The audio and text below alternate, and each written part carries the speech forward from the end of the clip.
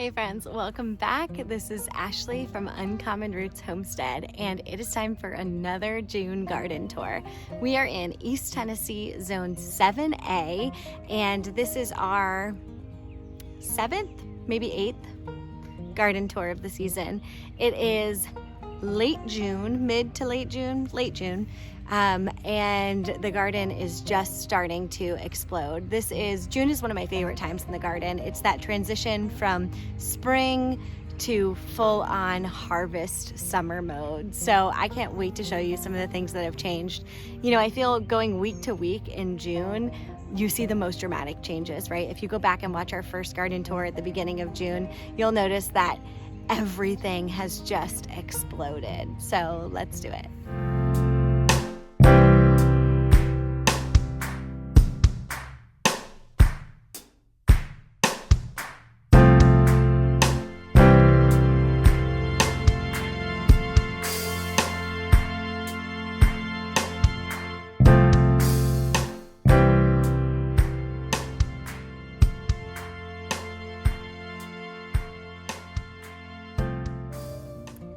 So, as per usual, nothing happening on the arch, but do you see that? It's starting to climb. Climb might be a little bit of an exaggeration, but look at all of that new growth and how much taller it is. So I'm hoping that here soon, he'll just squirrel his way over. I still need to move most of these roses. So I've got this rose over in the corner here. He is just not getting enough sun and not loving life. So I need to go ahead and move him. I think that this rose here and on the other side, I think they're gonna be okay. They're just not getting as much sun as they would like. I don't know. I'm just gonna leave them and see what happens. It's kind of a theme of my gardening this year is let's just leave it and see what happens. But there is so much changing here in the garden, and probably my favorite thing that has happened this week are these red dahlias. I mean, look at these. Look at that. How gorgeous. Those are my only dahlias that have opened, but good night. They're showing off. These tomatoes, I have been tending to them, even though it doesn't look like it. I've been out here pruning and tying up, and they are just heavy laden with fruit. Look at those. So my tag says pink boar for these. They seem to be a little bit more striped than I remember my pink boar tomatoes, but I guess we'll find out here soon.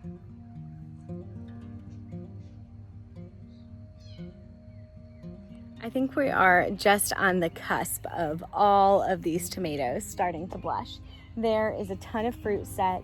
The fruit all looks really good. It looks healthy. The shapes are good.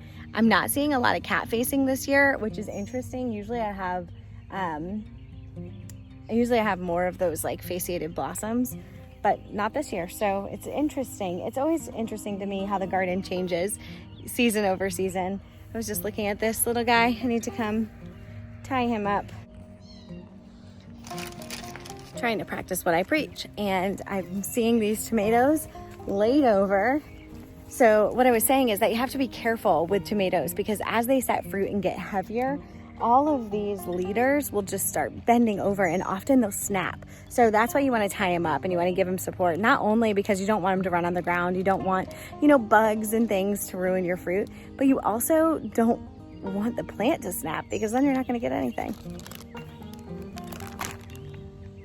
I'm pretty sure one of the best reasons to put a trellis in your garden if you're going to be making videos or content is to hold your camera. So I'm going to go ahead and clip these up.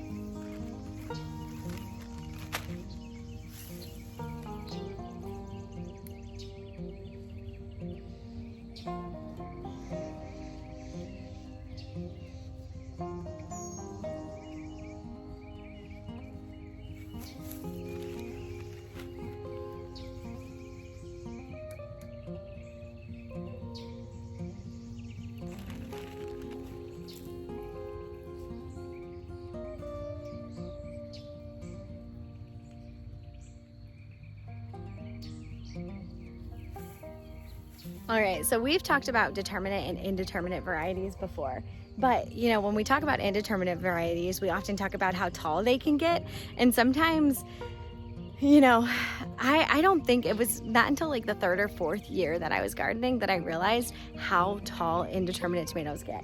Look at this one. Do you see this? I'm 5 foot tall.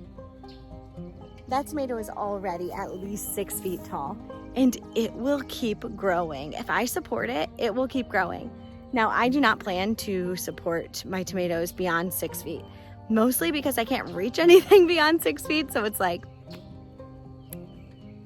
if I have 14-foot tomatoes, what am I gonna do with it? Like, I don't know what I'm gonna do with it. So usually I try to keep them around 5, 6 feet, just to make it a little bit easier for me. But if you wanted, you can continue to support them. They're gonna continue to grow as long as the plant stays healthy, and you're gonna continue to get fruit. That's what's cool about an indeterminate tomato. Now, determinate, they don't get as big because, you know, we talked about this before, but a determinate tomato variety has a predetermined amount of fruit that it's gonna set. It's only going to get as big as it's going to get. It's not gonna get any bigger. It's not gonna keep growing. It's not gonna, you know, just go until it gets sick. So that's why with determinate varieties, you don't want to prune them as much. You want to just open up airflow and just pretty much let them do their thing with a few good leaders because you want more fruit from them. Also, still seeing some hornworm damage, but hopefully the wasps have moved in. I've seen a couple with wasp larvae laid on them, so that is comforting to me. In fact, I see some wasp larvae just in there. Do you see all that right there? That's nature. All right, I want to talk about these. Do you see all of this fruit? So these are Barry's Crazy Cherry. So my friend Jill over at Whispering Willow Farm, she actually sent me the seeds for this because we were talking one day and she was saying, oh, I would never grow Barry's Crazy Cherry again. And I was like, why? And she said, I had to go out with a 5-gallon bucket to harvest. Sign me up. I am all about the overwhelming amount of fruit that you can get off of a plant. Now, some of the things said they didn't have as much flavor and it was kind of just like a lot, but not as good. But I could not resist. I had to have it in my garden. So I have got 2 Barry's Crazy Cherry plants in here, and they are both like so full of fruit. I cannot wait to see this fruit start to ripen. So they have little yellow fruit, and yellow tomatoes are usually more mild. They tend to be a little bit sweeter, not a ton of flavor generally. So it doesn't, I'm not surprised, but I've used yellow tomatoes in things like bruschetta. Like they take on the flavor of herbs really well. And I tend to like a more mild tomato, so pretty excited about it. Something ate this rose. I'm gonna guess a rabbit. But look at this asparagus bed. I need to get in here and weed, but it all looks so good. Ooh, I think this little guy might be ready.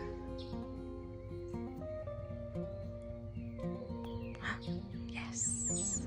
Okay, so, I think that this is my first tomato. It's a little tomato, so I probably will count the first big tomato as like the first tomato, but let's try it. I love sun gold. Or no, sun sugar. Sun sugar. They're so good. They're really sweet. They have a really nice, like, rich tomato flavor. Ugh. Now I want more. This bed is just wild. It's got a ton of fruit. These are most of my cherry tomatoes, and they're doing really well. I did notice I have one plant that's dealing with some blossom end rot. That's what that is right there. Usually it's a lack of calcium. I'm not seeing a ton, just a couple of the fruits on this. So this variety might just be prone to it. Let me see if I've got a marker in here. These are yellow pear. So yellow pear is not usually necessarily prone to blossom end rot, but there's a ton of fruit set here. I'm not too worried about it. But yeah, look how bad some of those are. This is that Lone Ranger. Not sure what variety, but this guy is ready. Look at that perfect little tomato. Not seeing, this one's just starting to blush. But he's got a ton of good sized fruit on here. Sometimes I feel like it's just like the tomato show around here. And I was thinking about that. Like, we don't eat a ridiculous amount of tomatoes. So why do I grow so many tomatoes? But tomatoes are one of the veggies that are just, or fruits that are just so easy to grow. And there are so many ways to preserve them. They're so useful. And there's so many varieties that are readily available. That's why I grow so many of them. It's not necessarily because we're just like tomato fanatics. We really aren't, but we eat what comes out of the garden. And often that's a lot of tomatoes. Look at that. That is more hornworm damage. There's that little bugger. He's probably not far. I'm not sure where he is, but one thing that we do use lots of these tomatoes for, or we're going to, for Father's Day, I got Kevin a pellet-fired pizza oven, which we are super excited about. So it's no electricity, no gas. It's just fired by wood pellets, and it gets up to like 1,000 degrees, and it cooks a pizza in like 60 seconds. I'm so excited about it. I'll drop the Amazon link below to what we bought, but we are gonna put tons of fresh tomatoes on a nice sourdough crust. Imagine how good that's gonna be. The worst thing about doing a garden tour in the evening is that I'm being like absolutely eaten alive by bugs. So these are those poor plants that I bought just to let die. I'm gonna actually clear out some of this today and put them in there. Our pigs are coming tomorrow, so I'm gonna pull some of these out and just go throw them in their slop container and get those peppers planted and see if they come back. Some of this I'll harvest. That's a great head of broccoli. So is that. These are all looking really good. Some of them have gone to seed, but for the most part, I'm surprised that we even got what we got. It's been really hot here. So usually brassicas do not thrive once it starts getting warm. So I'm surprised that those even, developed heads. I thought they were for sure just gone. Here's that lime thyme. It smells absolutely gorgeous. It's very citrusy, which obviously it's called lime thyme. I'm not surprised. And then I have got this guy. He is coming back. That's that golden oregano. Then I just put this one in. This is also oregano. I think it was a European variety. And then this guy, he's a perennial oregano. I'm not sure what happened to his main stem, but he came back. So I'll take it. These onions are ready to be harvested. I gotta get out here and do that. I think I said in one of my other garden tours, it's like every time I walk into the garden, I just end up making like a laundry list of all of the things I need to do next time I'm in here and not filming a garden tour. This is my like Mod Podge bed. These are those Thai chili peppers. They're not looking wonderful, but they're not looking horrible. So setting a lot of fruit, that should be good. We don't need a ton of them. And then this eggplant looks super happy, and he set a little baby. And now you know that I cannot come over here without this chamomile is just absolutely stunning. Can actually come in and harvest this now. I don't know if I might just let it go and get really established this year. I didn't realize until I planted this chamomile that chamomile grows so rapidly. I mean, I put this in as a tiny little start. It's huge. Also, it's about time for me to get this mint under control. Make sure he stays in his lane.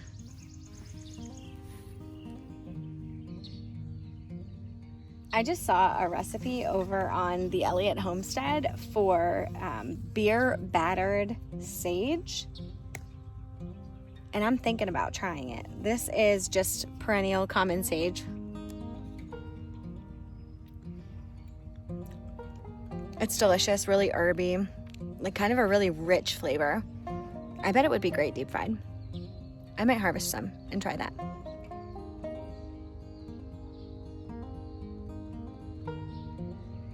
So whatever was damaging those tomatoes, whatever herbicide that was, it has just absolutely ravished these beans. They just look horrible. Like, I don't know. I don't think these are gonna do anything. I'm gonna guess that this is not going to be a very full trellis, other than my trombonzino squash, which was not impacted by that herbicide damage at all and looks wonderful. I mean, look at this little guy.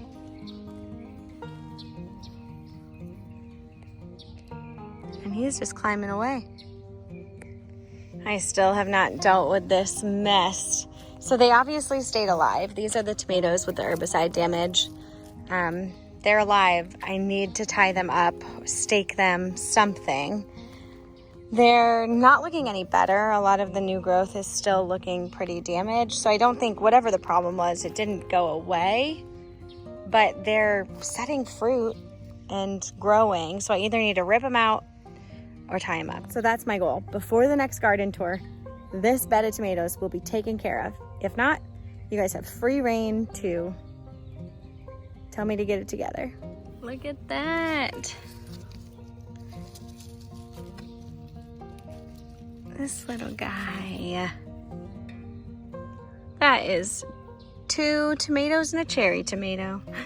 Oh, and look at this eggplant. This guy's huge.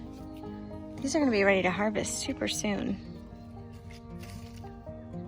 These zinnias look good. The other side of the herb planter is looking wonderful. Kevin's been getting on to me. I always hate it when people litter, and here I am littering in my own garden. I gotta take care of all that.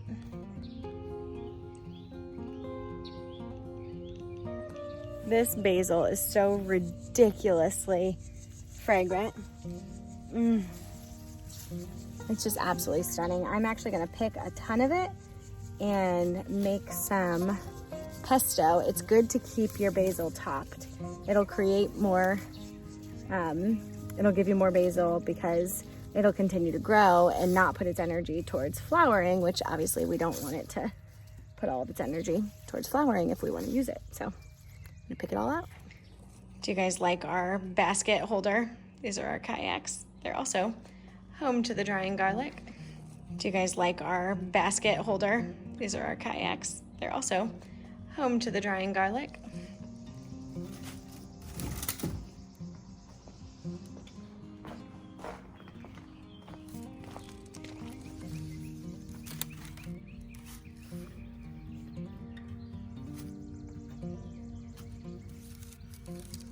You have no idea how happy it makes me that it is time to bring a basket with me on my garden tours. Like that just, this is what I live for, friends. I love this.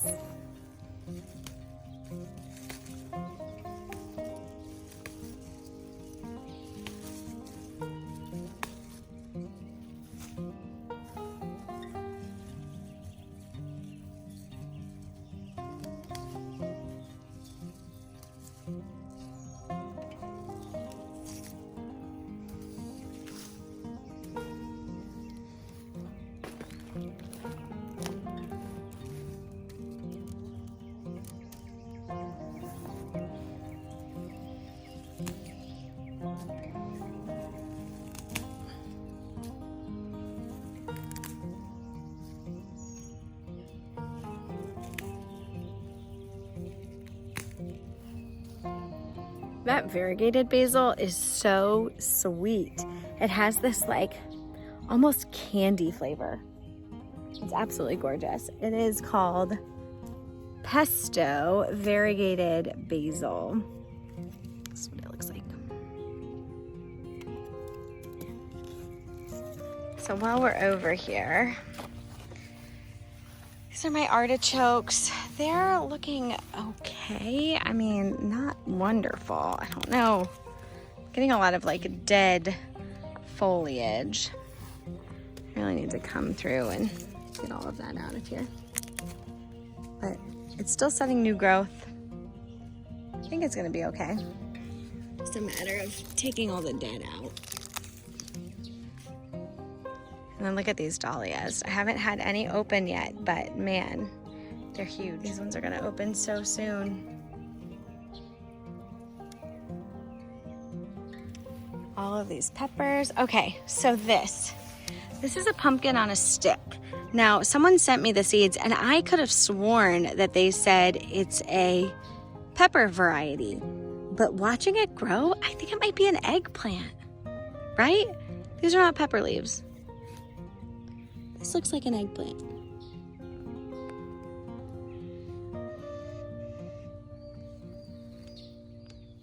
These poblanos need some support. Just taken off. Got a ton of banana peppers. These just all look really healthy. This week, all of the potatoes popped up, so I need to come in and hill these up. This is way too much plant, so I need to get those done. That's on my list tomorrow. These production tomatoes are just out of control, as per usual.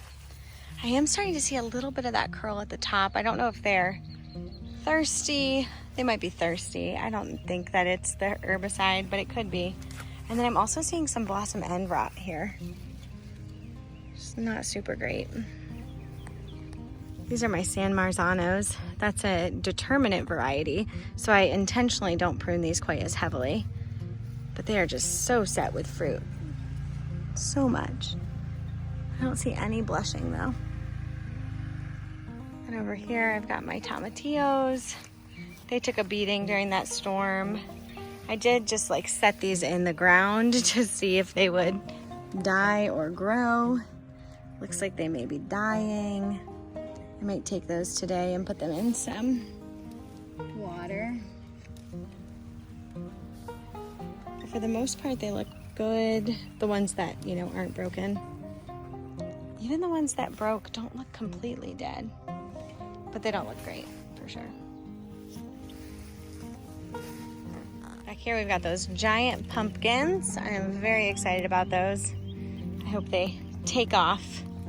And then I've got some sunflowers popping up here. I think the birds might have had their way with most of my sunflowers, but I've got a couple that came through and popped up.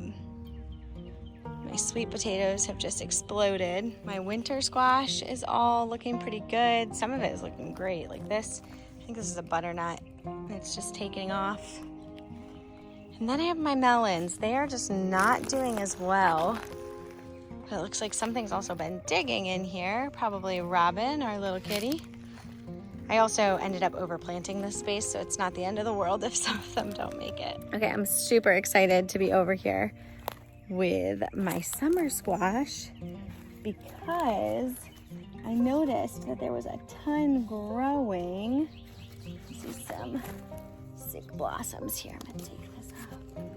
Some sick foliage, but look at what I see.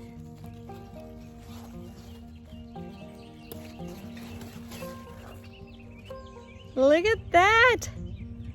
That is zucchini.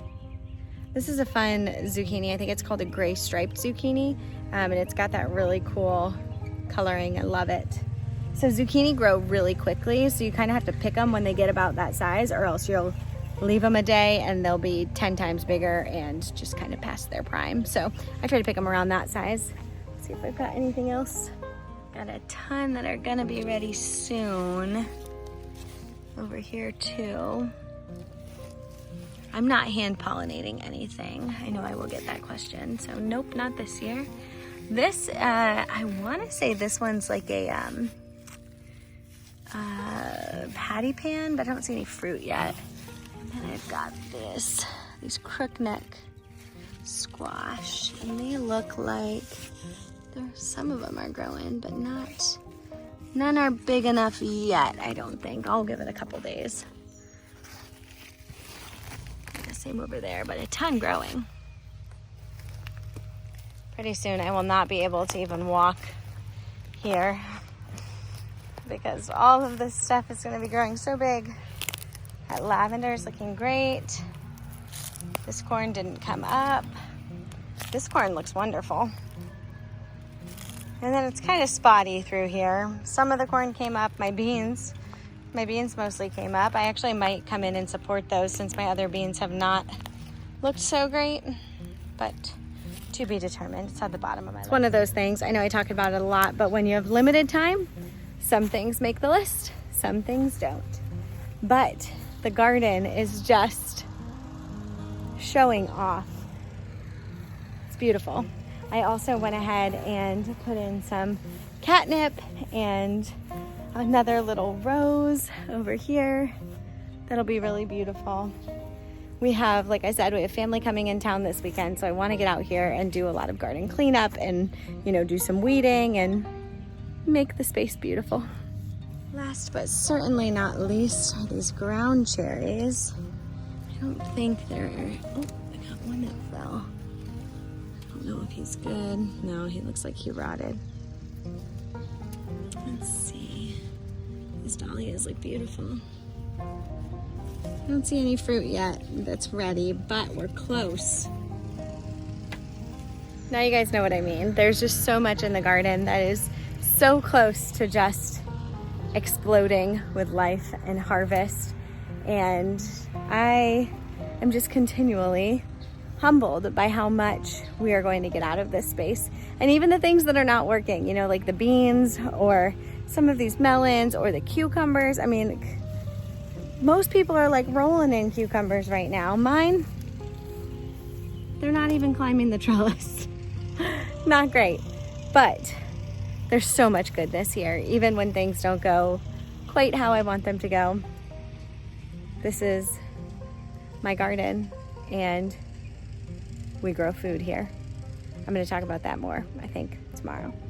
But for today, I'm gonna take my harvest, maybe make something up for dinner. Thank you for joining me today. You always have a space in my garden. Until next time.